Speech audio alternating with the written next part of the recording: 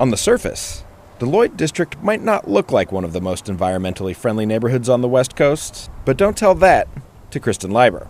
I think people don't have a sense of what Lloyd is working on because a lot of sustainability work is invisible. Leiber is executive director of a nonprofit called Lloyd EcoDistrict.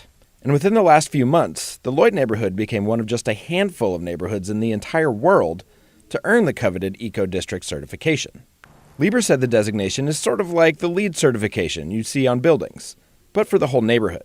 It is how neighborhoods can develop sustainability strategies in a wide definition of the word, and we also include equity and resiliency. The threats facing the Lloyd District aren't that different from what we're all facing. A resiliency assessment commissioned by the group found that heat waves, wildfire smoke, and unpredictable precipitation were the most likely threats the neighborhood would face as the climate continues to change. So we know we're going to continue to have smoke days. We know we're going to continue to have heat days.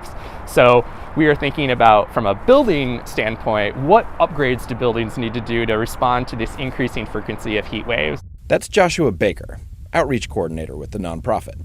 He says one of the crucial aspects they focus on is resiliency, the ability to cope with and adapt to whatever the future climate might throw at us. And another one of those invisible sustainability efforts? It's the connections neighbors forge with each other. We believe that the more bonds and the more connections that residents have, the more that they are able to respond to crisis. The organization has sponsored mural painting events and put on workshops that focus on first aid, mental health, and how to respond to heat waves. But not all of the changes in the neighborhood are invisible. There's the bike lane on Multnomah Avenue, separated from the road by planters filled with native foliage, and the periodic cleanup parties at Peace Memorial Park, just up from the East Bank Esplanade. And these huge red tanks sitting just outside an office building, which Baker affectionately refers to as Norm.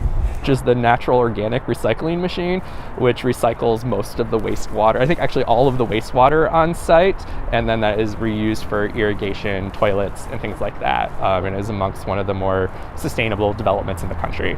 Well, there's a lot of talk about how to respond to climate change at the state and national levels. Leiber said there's something about the size and scale of a neighborhood that just makes the goals feel more attainable. It involves a lot of collaboration, which is easier to do in a few blocks rather than citywide, but it's more impactful than, say, a single property owner might have on one building. Now, the nonprofit has a number of events going on this week leading up to Earth Day, and you can find all the details up right now on KGW.com. Cale Williams, KGW News.